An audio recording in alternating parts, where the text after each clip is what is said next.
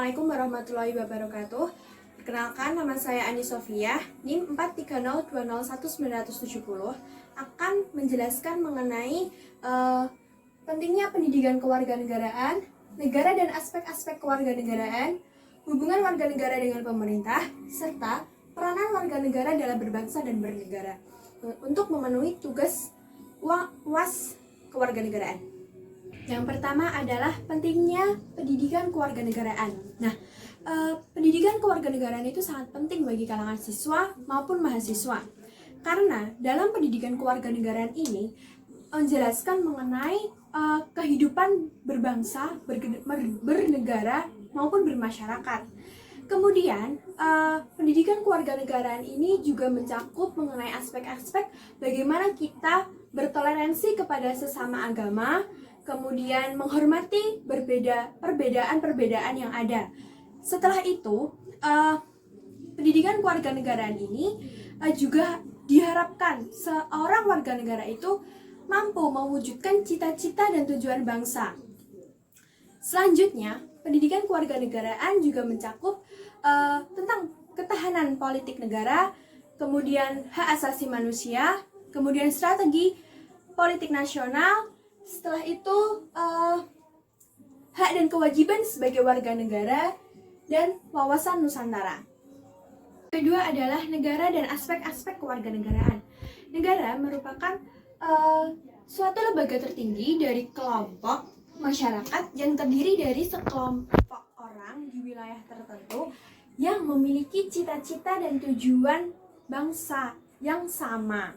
Kemudian aspek-aspek kewarganegaraan meliputi yang pertama persatuan dan kesatuan bangsa. Nah, dari ini itu mencakup hidup dan rukun dalam perbedaan, kemudian kebanggaan sebagai bangsa Indonesia, kemudian adalah Sumpah Pemuda.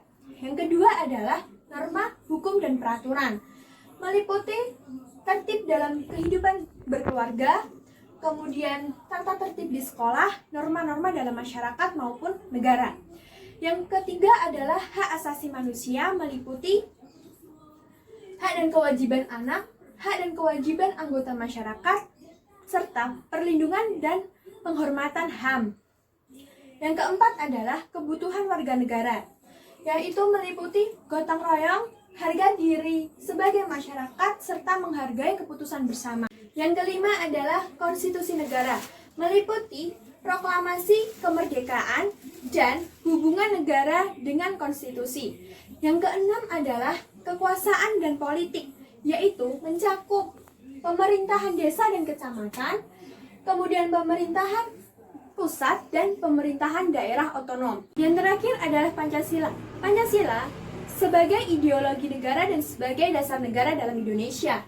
Kemudian terdapat proses penrumusan Pancasila sebagai dasar negara. Yang ketiga adalah hubungan warga negara dengan pemerintah. Warga negara merupakan sekelompok orang yang menjadi suatu penduduk dari negara tersebut. Oleh karena itu, warga negara harus mematuhi apapun kebijakan, keputusan maupun aturan dari pemerintah setempat. Setelah itu, seorang warga negara juga memiliki hak dan kewajibannya sebagai seorang warga negara. Kerjasama yang baik antara warga negara dengan pemerintah akan menjadikan suatu negara tersebut akan menjadi lebih baik sesuai dengan tujuan dan cita-cita bangsa menurut alinea keempat Undang-Undang Dasar 1945. Yang terakhir adalah peranan warga negara dalam kehidupan berbangsa dan bernegara. Yang pertama adalah peran warga negara di bidang hukum. Sesuai dengan pasal 27 ayat 1 yang berbunyi, segala warga negara bersamaan kedudukannya di dalam hukum dan pemerintahan wajib menjunjung tinggi hukum dan pemerintahan itu tiada kecualinya. Maksudnya adalah kita sebagai warga negara harus menjunjung tinggi, harus menaati peraturan-peraturan yang sudah ditetapkan oleh pemerintah. Yang kedua adalah peran warga negara di bidang politik. Nah, dalam hal ini, sebagai warga negara, kita harus ikut berpartisipasi dalam pemerintahan yang berkaitan dengan pemerintahan. serta kita juga harus bisa menyampaikan aspirasi kita, pendapat-pendapat kita kepada pemerintah. Yang ketiga adalah peran warga negara di bidang sosial budaya. Nah, sosial budaya meliputi kesejahteraan sosial, kesehatan, agama, dan pendidikan. Selanjutnya adalah peran warga negara di bidang ekonomi. Nah, dalam bidang ini, peran warga negara adalah mengusahakan persamaan dalam pendapatan yang sama, membuat lapangan pekerjaan, tidak melakukan tindak pidana korupsi, efisien, berkeadilan, dan berwawasan lingkungan. Yang terakhir adalah di bidang hankam atau pertahanan keamanan.